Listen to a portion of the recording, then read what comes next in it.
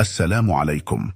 قضت غرفة الجنايات الابتدائية بمحكمة الاستئناف بالجديدة بإدانة 3 متهمين في واقعة الاعتداء على محمد طويل الملقب بسيمو البرقادي ب3 سنوات حبسا لكل واحد منهم، وتوبع المتهمين في حالة اعتقال من قبل قاضي التحقيق بجناية السرقة الموصوفة والمشاركة فيها والضرب والجرح بواسطة السلاح والمشاركة فيه للأول، وتوبع الثاني بجناية المشاركة في السرقة الموصوفة والضرب والجرح بواسطة السلاح والمشاركة فيه، وتوبع شخص ثالث بتهم بث وتوزيع تركيبة مكونة من أقوال وصور شخص دون موافقته بقصد المساس بالحياة الخاصة به والتشهير به، حيث أدينوا ب3 سنوات سجنا نافذا لكل واحد منهم.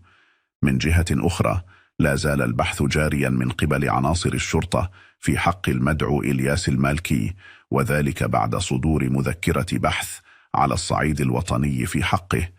إلى هنا ينتهي خبر اليوم. شكرا للمشاهدة، ولا تنسوا الاشتراك في القناة وتفعيل زر الجرس ليصلكم كل جديد. مع السلامة.